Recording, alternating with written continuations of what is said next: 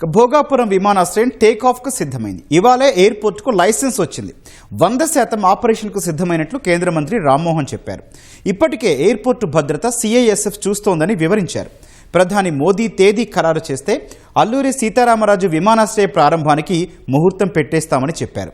Bhogapuram airport ప్రస్తుత పరిస్థితిపై మా ప్రతినిధి ఆదిత్య పవన్ గ్రౌండ్ రిపోర్ట్.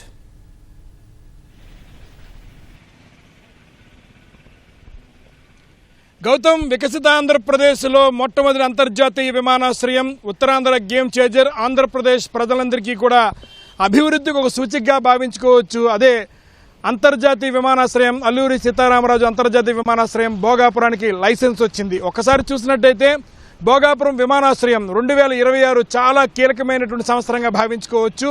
2026 జనవరి 4వ తారీఖున మొట్టమొదటి టెస్ట్ ఫ్లైట్ ఎగిరింది భోగాపురం విమానాశ్రయంలో.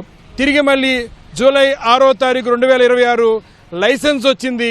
100కి 100% ఆపరేషన్కి సంసిద్ధంగా, అంటే రెడీ టు టేకాఫ్ అవడానికి సిద్ధమైందని చెప్పుకోవచ్చు. భోగాపురం విమానాశ్రయం సంసిద్ధంగా ఉంది.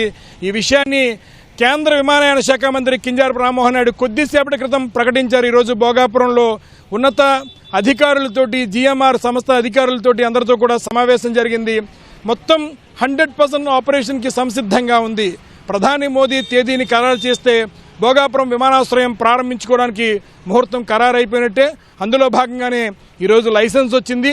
చాలా విశేషాలు ఉన్నాయి. భోగాపురం విమానాశ్రయానికి అనేక విశేషాలు ఉన్నాయి. భోగాపురం విమానాశ్రయం చూసుకున్నట్టయితే 2200 ఎకరాలు, 4500 కోట్ల ఖర్చుతోటి 3500 మీటర్ల రన్వే ఉంది. 77,000 చదరపు అడుగులతోటి ఒక అద్భుతమైన టెర్మినల్ నిర్మించారు. టెర్మినల్ భవనం కూడా చాలా అద్భుతంగా ఉంటుంది.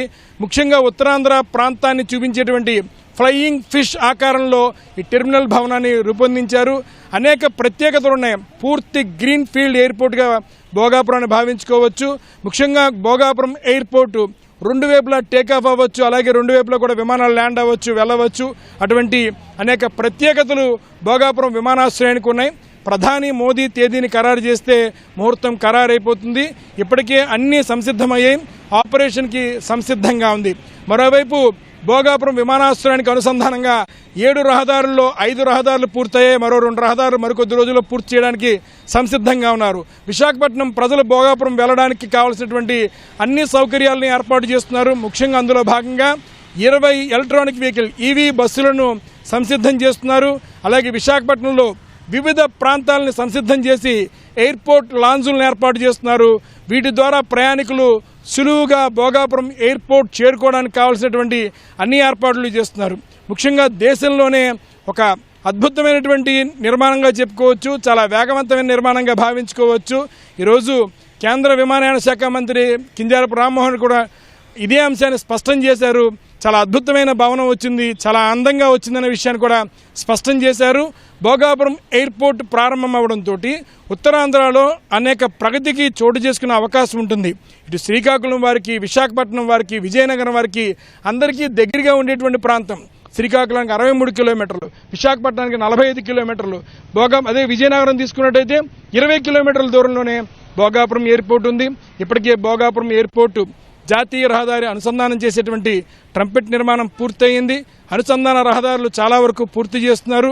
వేగవంతంగా భోగాపురం విమానాశ్రయానికి వెళ్ళిపోవడానికి కావాల్సినటువంటి అన్ని ఏర్పాట్లను కూడా VMRDA కావచ్చు, GVMC, R&B ప్రభుత్వం, ఆంధ్రప్రదేశ్ ప్రభుత్వం కూడా ఈ ఏర్పాట్లు చేస్తుంది. అలాగే దూర ప్రాంతాలు, అనకాపల్లి ఇతర ప్రాంతాల నుంచి కూడా భోగాపురం విమానాశ్రయం అందుకోవడానికి, రాంబిల్ నుంచి భోగాపురానికి ఒక సెమీ రింగ్ రోడ్ కూడా నిర్మాణానికి ఇప్పటికే సంసిద్ధమయ్యారు. ఇప్పటికే దానికి సంబంధించిన DPR కూడా పూర్తయింది.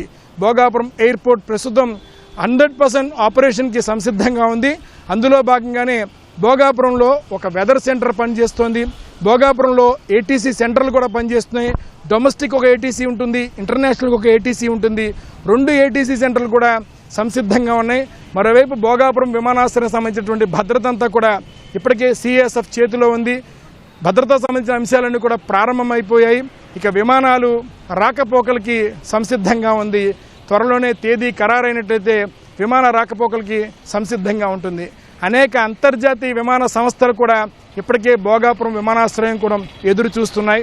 అయితే ఈరోజు లైసెన్స్ రావడంతో ఉత్తరాంధ్ర ప్రజలు, ఆంధ్రప్రదేశ్ ప్రజలు ఆనందాన్ని వ్యక్తం చేస్తున్నారు. మరికొద్ది రోజుల్లో ప్రధాని మోదీ తేదీని ఖరారు చేసినట్టయితే భోగాపురం విమానాశ్రయం ప్రారంభ తేదీ సంసిద్ధమైనట్టు భావించుకోవచ్చు. గౌతమ్. ఆదిత్య పవన్.